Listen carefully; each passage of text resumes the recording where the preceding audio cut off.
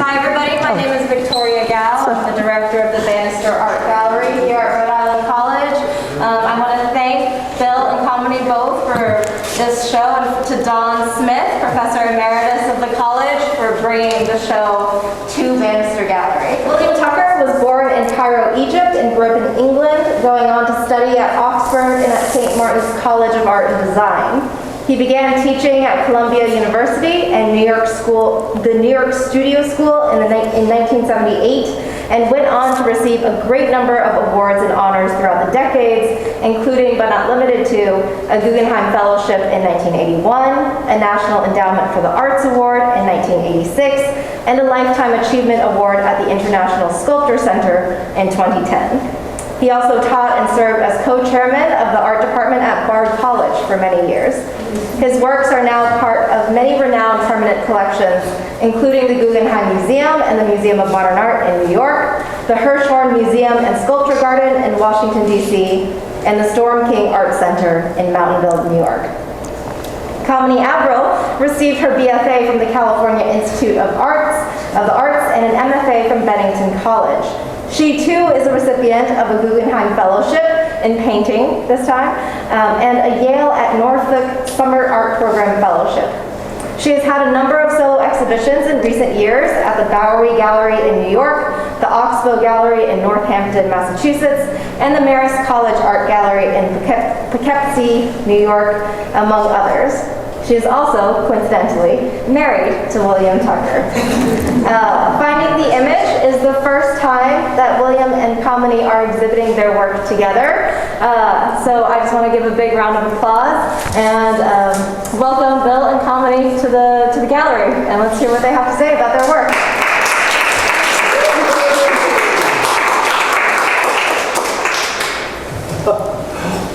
So I thought I'd start this up by giving a brief history of the sculptures I have here. They're all human heads.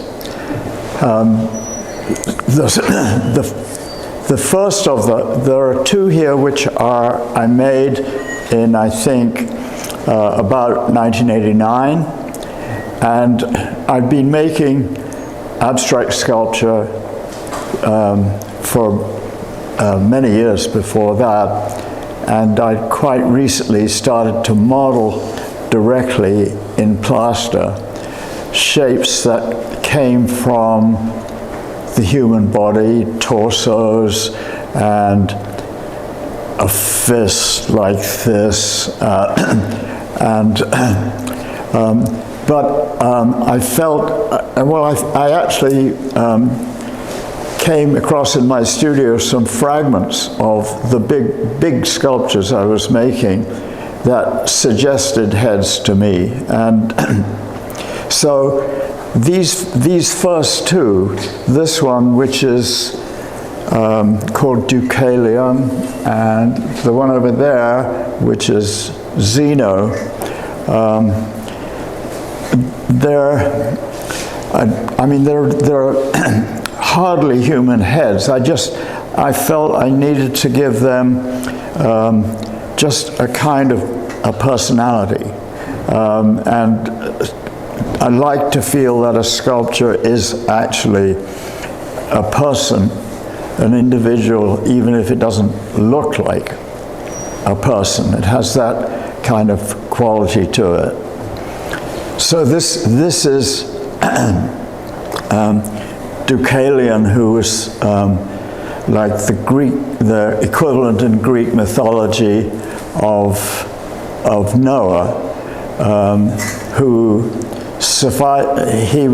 He and his wife Pyrrha were the only survivors of the flood, which basically killed everybody else on Earth.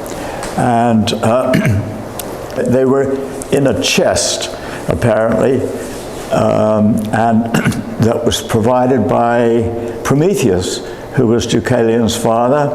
And so when all the waters had receded, they were there alone on the earth. And so it was kind of lonely for them. And they were advised to throw the bones of Mother Earth over their shoulders. And when they did that, Deucalion, they picked up rocks and threw them over their shoulders. The rocks are, of course, the bones of Mother Earth.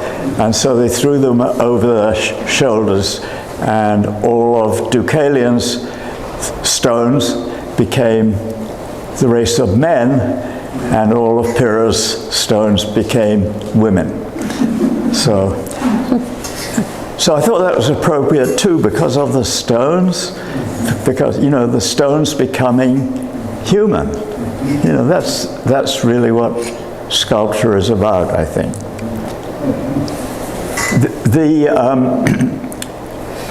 These now all these were made about 1998. I was in again, we'd moved to a new area and I didn't have a studio, but I brought a lump of plaster from the studio I had before, again a fragment of a bigger piece. And this time, the lump of plaster that I had with me really suggested Rodin's Man with the Broken Nose.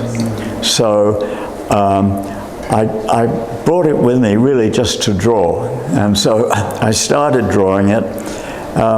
And then I thought I'd better fix it up a bit because it wasn't, and changed it a bit and did these drawings of it as it evolved. And then I really got into this process and started to make a second head and a third and so on. In the end, I made about 10 of them. So, and in the same kind of way, I wanted to name them. I mean, I didn't, it seemed kind of arbitrary to stop until I knew who they were. So I went on working on them until they really suggested who they had become. And I call this one The Good Soldier. It's from a novel by Ford Maddox Ford. I just, it just, so that they became then, each one of them became a character of someone I knew or someone I'd read about in a book or in art history, or there was some kind of connection, giving each one of them a kind of an ancestry. The one behind you is called Little Jean, and that comes from, that was a kind of nickname for Little Jean is like the equivalent of Jeanette. And Jeanette, you know, the Matisse's heads of Jeanette. So this was a kind of tribute to Matisse, who's my all-time favorite artist. So, and these, so that there's nothing new here of mine, but of Kamini has paintings that all really come from the last 5 years, and there's a similar kind of, I feel there's a similar kind of progression towards, well, in my case, these lumps, these stones, have kind of become more defined. But in her case, the oldest paintings here, which are the three on the wall here, they are from about 4 years ago, I think. Is that right? Mm-hmm. And they are they are quite, you know, the images in them are really quite recognizable. And whereas the more recent work, well, she should talk about it herself. My paintings in this room go back to 2019, maybe a little before, and up to the present. And the two largest ones, the one in the very back and the one here, which is called Journey, with the bird and the corpse, are the earliest. And just to say a few words about my process, I feel like Bill and I have a very similar process, using, of course, very different materials, but it's basically throwing ourselves into the materials and into the intuitive movements and gestures of the moment, and pulling out or finding imagery through that, which hence the title of the show. I would work by just moving on the canvas with color, with paint, with drawing, with scraping back and forth, and periodically stepping back and let my eyes adjust to it, like the time that it takes if you walk into a woods and you stand there, and in 5 minutes, even 2 minutes, you'll see a different woods. So I would also stand back and just look and relax my mind and see what I saw. And over time, this usually it went back and forth like this for a while. And over time, what would happen is that during that period of work, is that I would suddenly see an image. And in this case, it was the corpse, which was actually a portrait of my father, who passed away at 98, not long before. And I took a lot of care of, I was his main caregiver at the end, and was with him when he died. And I wanted that awkward gesture of his back. And then it was a few weeks later that the bird occurred. And the other figure that's behind him, which you might not see, that's tucked behind him, that's also reclining. So there were these figures, and the painting also in the very back with the clouds was the same way. It was, I was just doing clouds, and all of a sudden I see this great figure kind of holding clouds, and they had resonance. The images, you can see lots of images. It's not to follow every single image that you see. It's easy to see faces in many things, but it's more when something has a resonance, it strikes some chord, it has some meaning, it's speaking back to you about something you didn't even know was inside yourself, some message that needed to be brought out. And it's that image that I would then delineate, and that would be kind of it. And I really didn't adjust that much with these paintings. Like the deer in the tree, when I saw the deer, I just kind of brought it out. And the same with the two figures called Carried Away in the corner back there. And with all of these images, with these paintings with images. And what's happened since then is that I'm kind of relaxing even the expectation or the desire to have an image show itself, to where I'm just kind of feeling like more and more kind of opening and just a letting what happens, really even more letting it speak to me through the process in these more recent paintings here, and then even in the little orchard paintings. So if an image comes, it has a reason to come, but and in the dog painting there too, which I could say more about, but in general, I just feel like it's important it's an important part of the process to just be as open as possible to whether it's image or non-image. In the end, it has to function as a painting. What we do have in common, apart from the image that emerges out of the process of working, is a sense of substance, of the actual material, and the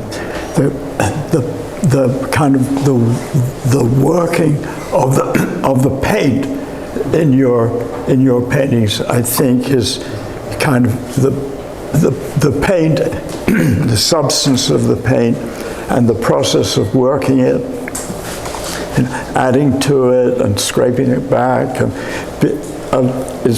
is part of finding the image, right? Oh, yeah. Yeah.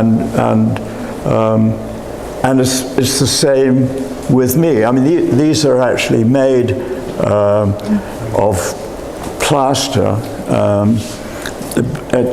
I use a plaster called Structuralite, which is a very, it's a coarse grained plaster that, but it has a sense of substance to it. You can pick it up in handfuls rather than regular liquid plaster, and it has a longer life than regular plaster of Paris. So you've got maybe 20 minutes, 25 minutes to work it, and when you're working it, you can't really think or make judgments about it. You just build it up, and then, or even kind of take handfuls of matter out of it, but it's all just related to the hand making the object. And then and this process, and then when it's set, I typically in these cases would take an axe to anything I didn't like, and or saw and cut pieces off and that kind of thing, and then put it back together and come over it with just a skim coat of regular plaster to unify the surface, but nothing more, and to make it feel like you want to touch it. I hope you want to touch it, and something that you're never able to do in a museum or gallery. You're absolutely welcome to put your hands on these sculptures, because that's what they're intended to appeal to directly to your hand. And I don't advise doing it to Kamini's painting. Well, you won't get anything out of it except maybe a smear of paint. Do we have any questions from the audience? I know that you and Bill were both making a thesis that you were essentially cutting and adding and finding the material. So on the 2D side, it's kind of like adding and subtracting charcoal. But in your case, you didn't really talk about how you dealt with color. Could you do that? Oh, yeah. Well, color, sometimes if a color really, I don't think that this pertains to these too much. Maybe one of them, the red and the green. In these, I was really mainly allowing myself to just be tonal. I didn't think in terms of color. So you are like charcoal? Well, I don't know if I know what you mean by charcoal. I don't actually use charcoal. Just being tonal. Oh, yeah, black and white. Yeah, the tones. We're color as tone, in a way. But then a color will speak to me, but in each one it's more like a particular color, and it has a lot to do with light, like the light in the turquoise or the light in a yellow, as juxtaposed with the tone, with a more tonal. There isn't black and white, but a more tonal ground. And I did that because I wanted to be focusing on gesture and on bringing an imagery coming in and out and unifying with the ground, so that images prior to this, I would have figures that had a clear distinction of object ground, figure ground, and I found it to be very problematic in the paintings and not so much in the drawings to unify this. And I could unify in actual charcoal, black and white. I could unify subject, the ground, by light eating into form, and leaving areas blank or mostly white. And I wanted to be able to do that, also bring that into the painting. So the objects, were not just sitting in spaces that you knew exactly where everything was in a normal reference point. And so working with an intention more of tonality than of color relationships helped. And that's so.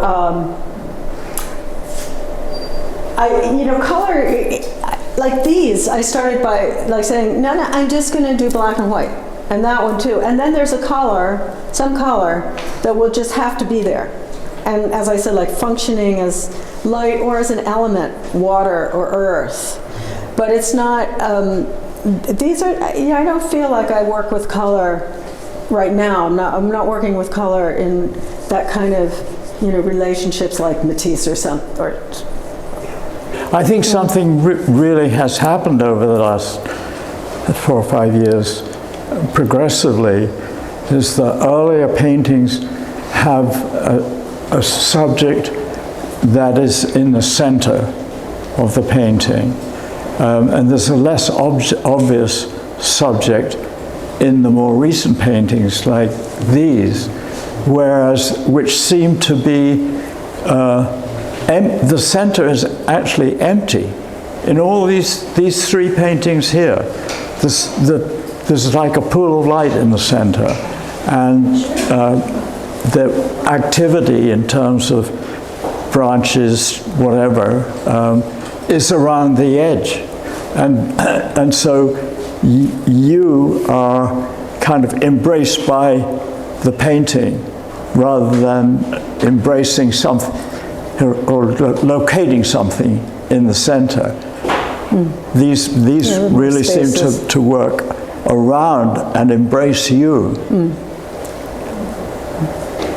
All right, thank you so much, Bill and Kamini. The show's going to be open all night.